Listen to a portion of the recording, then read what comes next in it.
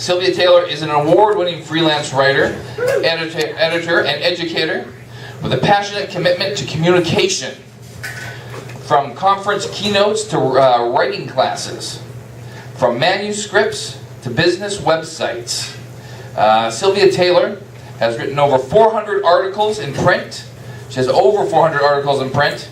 She's edited over 100 book manuscripts. She works with authors, entrepreneurs around the world. She served for 14 years as President and Executive Director of the Federation of BC Writers. Her creative writing has appeared in anthologies and genre magazines in Canada and the US, and she was shortlisted for the CBC National Literary Awards. Wow. Her devotion to wellness and the arts led to a nomination for the Woman of Excellence Awards. Her literary memoir, The Fisher Queen, will hit the bookstands in the summer of 2012, published by Heritage House.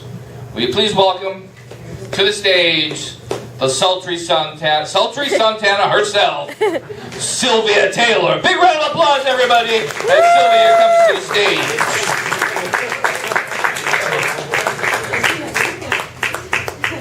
Way too many adjectives. Hi, everybody. I know it's been a long and wonderful afternoon. I would like to share a very quick Federation story. First of all, just to share that there are, at this moment, over 600 members throughout the province, which is a wonderful network, a huge family, which we all belong.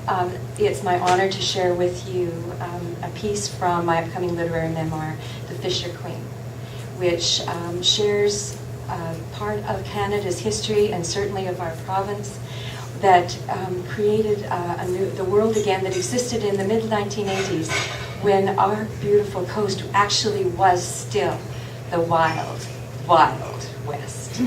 When I had the pleasure of being one of the handful of young girls working as deckhands in the commercial salmon trolling fleet, the real deal.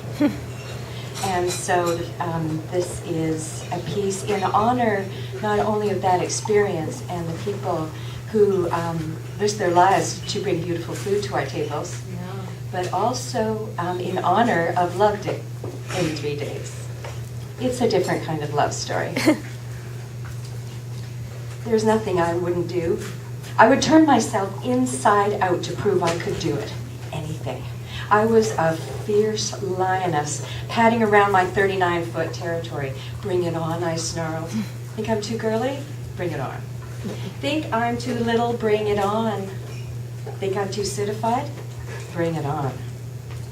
I could sleep less, eat less, learn faster, make less mistakes, and be more cheerful than any deckhand in this fleet. And when he told me not to, because it was too heavy or too dangerous, I'd just wait till he was napping or distracted, and I'd do it anyway and find a better way to do it. It was a rare and glorious day of oily smooth seas, caressing breeze, and benign sun, and all the world rejoiced. At least this little part of it did. Those were the days so full of God's grace when Gaia was her most loving and tender, and you couldn't imagine being anywhere or doing anything else. There'd been nothing on the lines for 2 pulls, and there wasn't another boat for miles. We'd scrubbed and organized, repaired and patched, tied more gear, and checked the glistening beauties lined up in their chilly beds in the hold like dollars in the till, their gutted bellies chubby with crushed ice. I was secretly thrilled when Paul announced he was hitting the bunk for a nap. The autopilot was working for once, and all I had to do was keep an eye on things. Don't get yourself into trouble, he said, reminding me he wouldn't hear me through the sleep and the engines thrumming. We were trolling our way back to Bull Harbor, and that would take hours. I was so excited it was hard to act nonchalant. I felt like a kid left at home alone, and I was going to do everything alone. I was going to catch a salmon prince. I'd surprise him. When he woke up, I'd wait till he staggered on the deck, blinking and yawning, glancing around for evidence of my folly. He'd see none. I'd pretend to be bored and make small talk. In a few minutes, I'd casually mention that something got left behind the last time we dressed and iced the fish. He'd sigh and bitch about dried up fish and lost money and yank the bin cover off. And there my prize would be. Huge, perfect, magnificent. And were 3 days of groceries. Paul would never interfere with the fish on my side again, and I'd pull in my own damn smileys on my own. And I would smile and smile, just like the name was intended for me to do. I took a deep breath and climbed into my helis and bundled and cinched them up good and tight. I did an all-points check, walked carefully around the deck, and eased myself into the cockpit. No vaulting. It's hard to pull in a smiley if you're lying in the cockpit with a broken leg. One more scan, and a prayer to the salmon spirits, and I started checking the gear. His side first, of course. I willed everything into silence. If he woke up now, it'd ruin everything. The usual pull, grab, throw of the gear elevated to a martial art. Be the motor lever, be the spinning girder, the steel line, the clips, the hoochies and hooks, the flashers, swivels, and leads. But there's only a little drowned sockeye. I set aside for the oven and a couple of brown bombers. I graciously unhooked and released. I remained undaunted, for I knew my prize, my salmon prince, awaited me on my side of the boat, the good side. I paused to scan around us again. No point making a big score if someone runs into the boat 20 miles offshore. The time was nigh, and I moved to the magic side. Bow cable, nothing. Main cable, nothing. How could 30 gear lines be empty? Pig cable. I counted down 10 lines. Only 5 more to go. If they were empty, I'd lose my chance. He'd be awake before the next pull. Please, please, please be there. And on the 14th line, he was. I felt him before I saw him. A slight thrumming tension as I unclipped the purlon from the line. Reclipping it, I nudged the motor leaf forward to stop the cable from spooling into the gurdy drum. My heart kicked up a notch as I whispered instructions and encouragements to myself. If you can't secure the line, he could yank it out of your hands. Don't jerk the line or make sudden noises or he'll bolt. If he's not hooked hard, he'll jerk his head and pull the hook out. With both hands, I transferred the clip to the holding wire on the inside of the stern. I breathed deep and eased into stillness, utterly focused. The world telescoped down to a scarred wooden ledge, a purlon line, and 5 feet of silky water. I slowly seduced the line in, hand over hand, a few inches at a time. The surface of the water bulged slightly, and there was his dark back fin, and miles behind it, the tip of his tail, languidly sweeping side to side. I drew him to stern and was transfixed by his muscular, graceful beauty.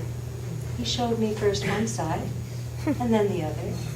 Am I not exquisite, he said? Am I not a miracle of perfection? I understood why the ancients sang songs of love and gratitude to the plant and animal beings around them. I understood why they asked permission to take lives to sustain their own. I understood why they performed rituals of gratitude and humility. It wasn't just to ensure a future plenty, but to honor their partners in the dance of life and death. I felt my heart swell with joy and the cooling tracks of tears on my face. Trembling, I reached for the spiked gaff. He was too massive to pull in by the line. I saw the hook pierced just inside the corner of his mouth. Even if the hook held, the line would slice my hands open, hauling him in.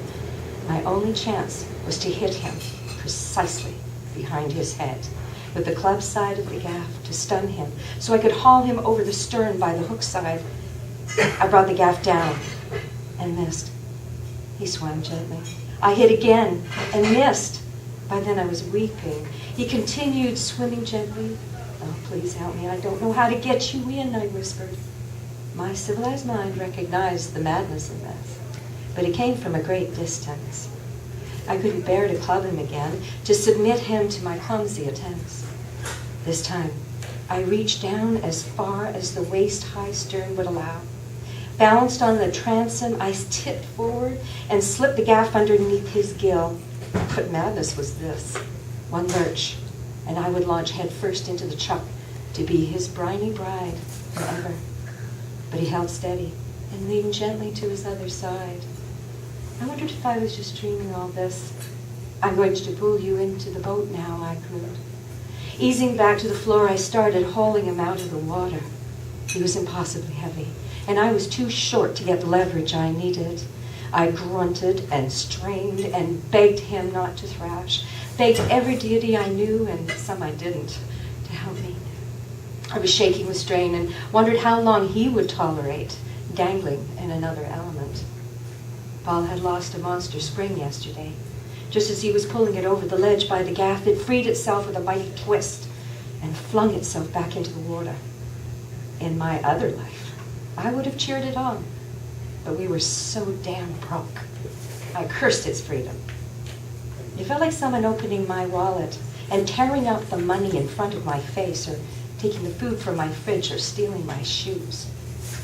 Slowly his head appeared at the stern ledge, and I crouched lower, straining every muscle in my body.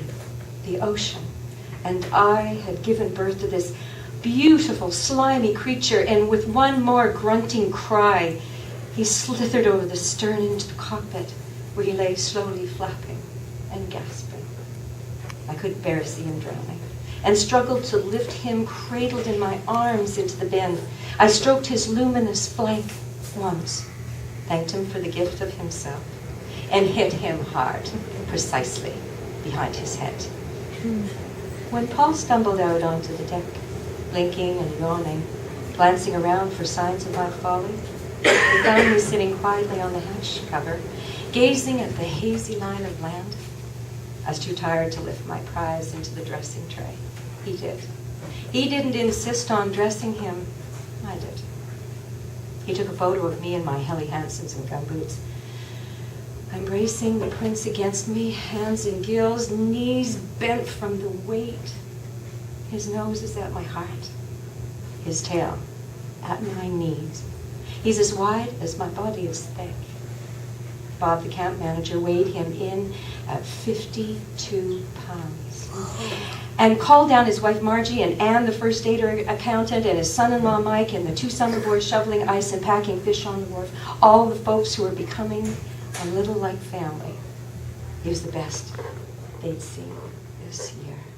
Thank you.